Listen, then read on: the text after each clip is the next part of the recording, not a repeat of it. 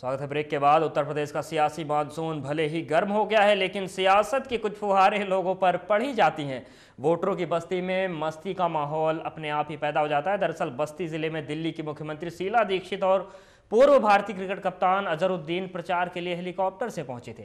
जनसभा हुई, जब दोनों नेता वापस जाने को तैयार हुए तो पता चला हेलीकॉप्टर ही नदारद है। काफी मशक्कत की गई, हेलीकॉप्टर वापस नहीं आया और इन नेताओं पर क्या गुजरी, पहले आप वो देख लीजिए। ओ दूर के मुसाफिर, हमको भी साथ ले ले रे, हमको भी साथ ले ले, हम रह गए अकेले। ओ दूर के मुसाफिर, हमको भी साथ ले ले रे, हमको भी साथ ले ले।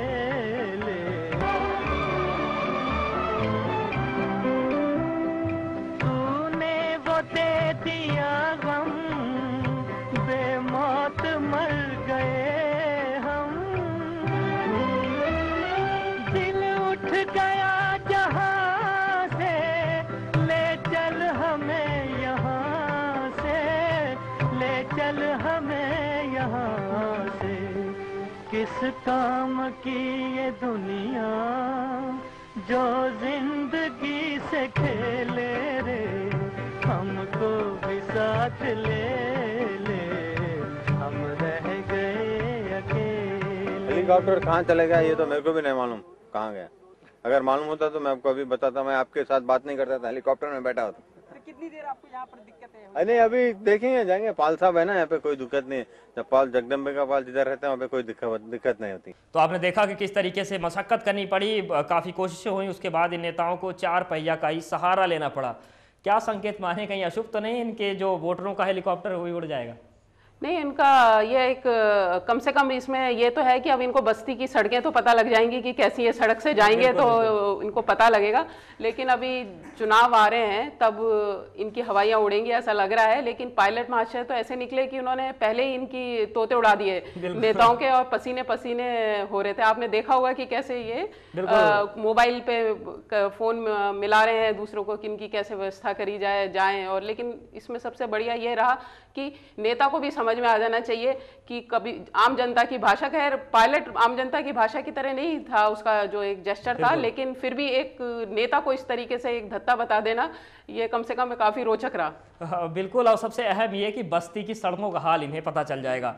बात जदयू अध्यक्ष शरद यादव जी के जो चुनावी जनसभा को संबोधित करने के लिए बस्ती में ही पहुंचे थे। मंच पर केवल शरद जी ही दिखाई पड़े क्योंकि उनका प्रत्याशी जनरेटर के लिए डीजल खरीदने गया था। तो जनता केवल शरद जी का हेलीकॉप्टर देखने आई थी। क्या हुआ, एक बार नजर डाल लीजिए। जाने कहाँ गए वो दिन, कहते थे तेरी राह में नजरों को हम बिछाएंगे। जाने कहाँ गए वो दिन, कहते थे तेरी राह में नजरों को हम बिछाएंगे। चाहे कहीं भी तुम रहो, चाहेंगे तुमको उम्र भर, तुमको न भूल पाएंगे।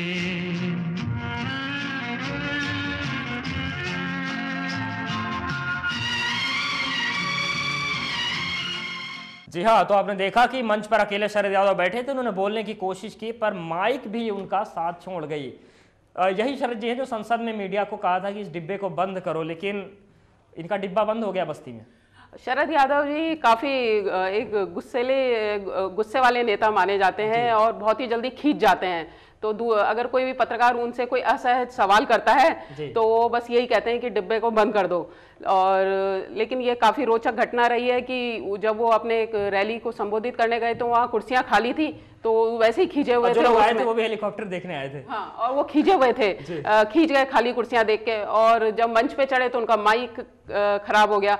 तो करेला नीम चढ़ा वाली बात हो गई कि पहले से ही वो बहुत गुस्से में थे और पता लगा कि उनकी माइक भी खराब हो गया। बिल्कुल। तो शरद यादव जी ने अब जो पार्टी है उनकी जेडीयू, उन्होंने जो ओखली में अकेले ही ओखली में ही अपना अकेला सिर दे दिया है। पहले वो बीजेपी के साथ हाथ पकड़ के चलते थे यूपी में, लेकिन इस बार नीतीश कुमार ने कहा कि नहीं, हम अकेले ही जाएंगे। तो अब नीतीश कुमार के इस फैसले का वो स्वाद चख रहे हैं शरद यादव जी। बिल्कुल, इन्हें लगा था कि बिहार में जो स्वाद चख रहे हैं वही बिहार उत्तर प्रदेश में भी कर पाएंगे, लेकिन यहाँ पर हवाइयाँ उड़ती नजर आ रही हैं। हाँ, बिल्कुल बिल्कुल। तो आप देख रहे हैं कि राजनीति में हवाइयाँ उड़ रही हैं शरद यादव की। फिलहाल उत्तर प्रदेश की राजनीति के आंगन में तमाम रंगों से लोकतंत्र की रंगोली इस समय सजी हुई है।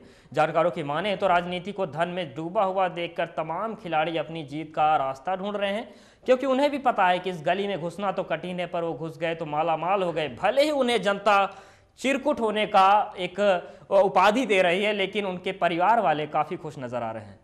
ललकी बत्ती क्वालिस गाड़ी मोर हो गई, ललकी बत्ती क्वालिस गाड़ी मोर हो गई।